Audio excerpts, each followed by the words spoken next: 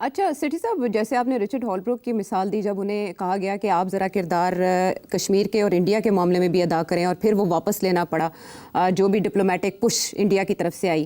اب یہ ری ہائفنیٹ جس کی طرف آپ نے اشارہ کیا، کیا بھارت مجبور کر سکتا ہے، پریشر ڈال سکتا ہے، یا دوبارہ لابنگ کرنے کی پوزیشن میں ہے کہ اس باقی سینٹرل اور ساؤتھ ایشیا کا رول واپس لیا جائے؟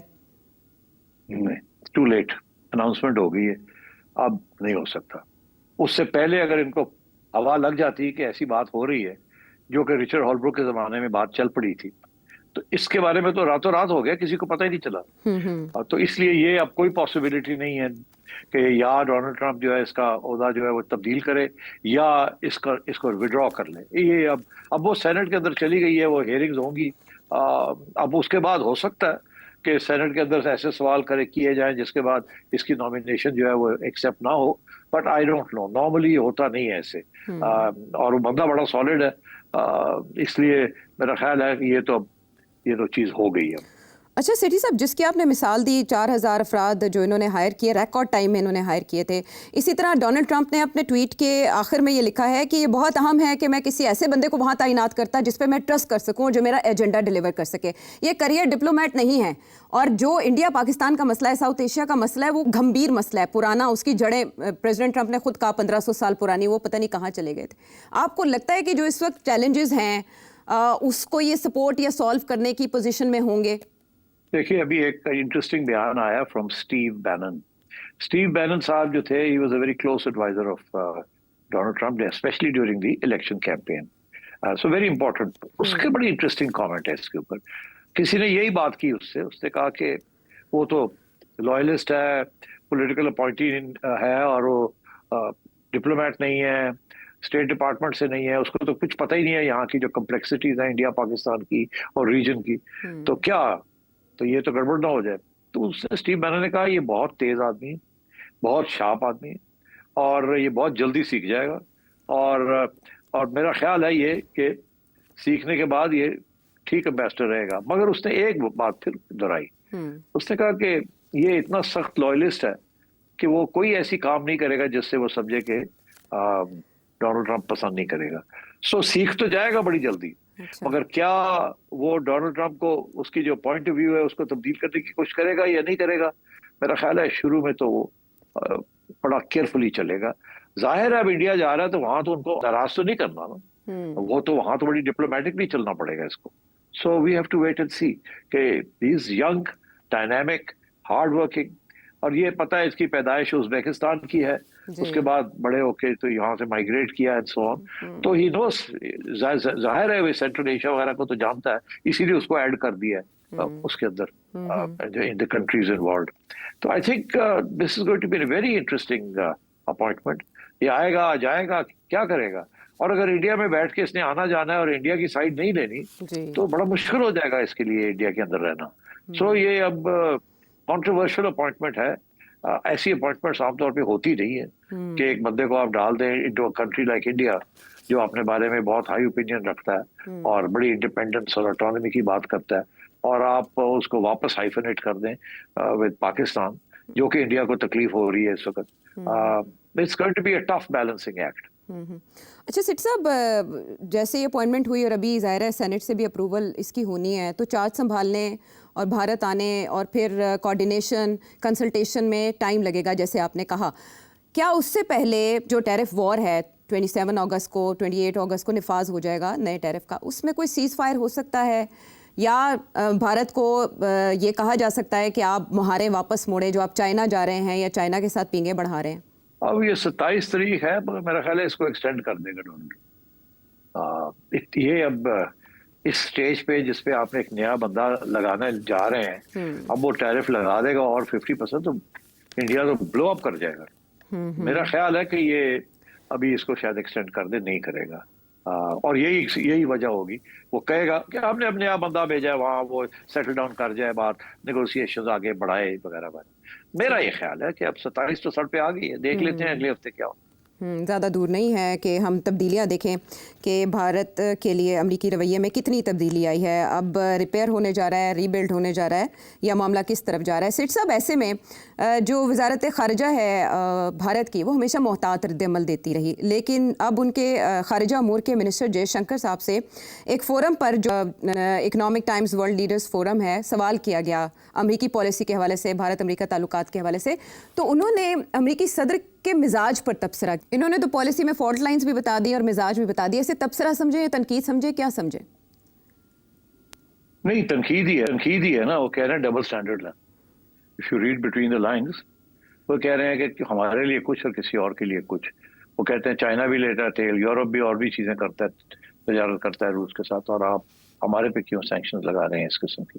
तो मगर सबसे ज्यादा तकलीफ तो ये है कि जब बाकी दुनिया को रोका था अमेरिका ने, इंक्लूडिंग पाकिस्तान, कि आप तेल नहीं ले सकते फ्रॉम रशिया और फ्रॉम ईरान, और इंडिया ईरान से भी और रशिया से भी तेल ले रहा था, जबकि सैंक्शंस लगे हुए थे ईरान पे।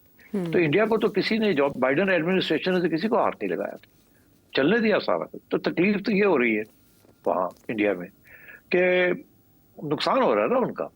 अच्छा, अब वो डोनाल्ड ट्रंप की एडमिनिस्ट्रेशन का बड़ा इंटरेस्टिंग आर्ग्यूमेंट है। वो कहते हैं हाँ ऐसे है, चाइना जो तेल ले रहा है, क्रूड ले रहा है रशिया से, उसको वो रिफाइन करके इस्तेमाल करता है अपने मईशत के लिए। इंडिया जो ले रहा है, इंडिया उसको रिफाइन करके अपनी मईशत के लिए नहीं ले रहा, एक्सपोर्ट कर रहा है, अपने लोगों के लिए नहीं ले रहा सस्ता तेल। वो पैसे बना रहा है, आर्बिट्राज कर रहा है, उसका लफ्ज़ है आर्बिट्राज। तो वो कह रहे हैं ये तो at the expense of the American. आप रूस को, हम सैंक्शन लगा रहे हैं, अब रूस से तेल लेके और आप बेच रहे हैं मार्केट के अंदर। तो चाइना तो ये नहीं कर रहा ना। तो आई थिंक ये भी एक है ना गेम इंडिया की, कि उन्होंने पूरी रिफाइनरी बनाई हुई है, और बहुत बिलियनियर्स जो हैं इंडिया के, जो सपोर्ट करते हैं बीजेपी को, वो चलाते हैं, और यही तेल जो है इसको रिफाइन करके वो यूरोप वगैरह इधर उधर भेज देते हैं। तो I think there is a point there कि India is profiteering from this, not कि इंडिया की आवाम को उसका कोई फायदा हो रहा है, इंडिया के बिलियनियर्स को फायदा हो रहा है, बिकॉज वो तो इसको रिफाइन करके एक्सपोर्ट कर रहे हैं। शो में साथ देने का शुक्रिया। सेठ साहब, पाकिस्तान में तो माजी में मुकदमे आप पे कितने हुए, या कब आप पाबंदे सलासल रहे, ये तारीख में सबको पता है, लेकिन आपके किसी इंटरव्यू ने भारत में काफ़ी खलबली मचाई है। यहाँ तक कि एक FIR करण थापर, जो कि सीनियर भारतीय सहाफ़ी, उनके खिलाफ हुई, तो उसमें आपका नाम भी मेंशन किया गया, और वो बेचारे बहुत मुश्किल में आए हुए हैं। सुप्रीम कोर्ट उन्हें रिलीफ दे रही है, लेकिन उनके खिलाफ FIRs या मुकदमे दर्ज होने का सिलसिला नहीं रुक रहा। ये क्या जाहिर करता है ट्रेंड? यार मैं आई एम शॉक्ड, पहली दफा मुझे FIR इंडिया में लॉन्च हो गई है मेरे खिलाफ। यार ये कमाल की बात है, ये भी कोई मेरा एजाज होना चाहिए। मेरा ख्याल है पहली दफा ऐसे हुआ है कि एक पाकिस्तानी जर्नलिस्ट के खिलाफ for giving his views on Indian channel वो FIR हो गई है। इससे तो ये है कि अगली दफा हम लोग यहाँ से किसी इंडियन जर्नलिस्ट को लेंगे और वो इंडिया को डिफेंड करेगा और पाकिस्तान को क्रिटिसाइज करेगा, तो यहाँ तो दर्जनों के हिसाब से FIR लग जाए। मगर आई एम नॉट सरप्राइज्ड। उसकी वजह ये है कि करण थापर ने मुझे बड़े सख्त सवाल पूछे थे जी, और मैंने सीधे सीधे जवाब दिए थे। तो वो जवाब उनके पास उसके जवाब नहीं थे, तो इसीलिए वो पाकिस्तान में बड़ी कामयाब रही वो interview from my point of view. तो अब वहाँ तकलीफ बहुत हुई, बिकॉज जाहिर है वो सारी दुनिया गई, दुनिया ने सुनी मेरी बातें, और हम पाकिस्तान का बयानिया जो था वो बुलंद हुआ और इंडिया का जो बयानिया था वो गिरा। तो क्योंकि मैंने खरी बातें की थी। अच्छा, अब तकलीफ देखे करण ठाकुर को जाके और उनके साथ एक और बड़े इंडिपेंडेंट जर्नलिस्ट है द वायर के सिद्धार्थ वरदराजन, उनको भी, उनके खिलाफ भी, और उनके खिलाफ तो काफी अरसे से नरेंद्र मोदी की गवर्नमेंट उनको तंग करती रहती है, उनको केसेस होते रहते हैं। Is a very independent journalist and very fine man, very fine journalist, जैसे करण है। और करण ने तो बहुत से लोगों को इंटरव्यू किया है जिन्होंने आके बड़ी खरी खरी बातें की, और यहाँ तक के मेरे बाद करण ने हमारे एक्स नेशनल सिक्योरिटी एडवाइजर उनको भी उनकी भी इंटरव्यू की थी। मोईद ने भी खरी खरी बातें की थी, मगर वो मेरे ऊपर सारा बोझ आया है। मुझे बड़ा अफसोस है पूरा करण, हालांकि करण ने तो ठीक ठाक मेरी खिंचाई करने की कोशिश की थी, कोई गुंजाइश नहीं दी छोड़ी थी उसने, मगर चले अभी I did answer all the questions. अच्छा, अब ये बड़ी इंटरेस्टिंग बात है, बिकॉज ये अगर सिलसिला शुरू हो गया कि एक मुल्क के जर्नलिस्ट दूसरे मुल्क के अंदर उनके ऊपर FIR कटनी शुरू हो जाएंगी, तो ये फिर कहाँ जाएगी ये बात। ये मैं समझता हूँ ये बैकफायर करेगी। नरेंद्र मोदी की government already under attack on human rights and press censorship, और मेरा ख्याल है this will create a lot of other issues. International community हम जैसे लोगों को कुछ पहचानती है। I have had 3 international awards for press freedom, तो मेरा ख्याल है this is going to backfire on Karan is a very respected international journalist, and so is Siddharth. Yes, sir. मगर ये this is typical of this fascist Indian government. ये BJP की government है fascist. अब जब हम कहते हैं फैशिस्ट तो तकलीफ तो होगी, जाहिर है। मगर ये साइन होता है जब आप कमजोर होते हैं ना, या डरते हैं या खौफजदा होते हैं किसी चीज से, तो आप इस किस्म की नी जर्क रिएक्शन जल्दी जल्दी से कुछ करो, और ताकि आइंदा कोई इसलिए गलत ना कर सके।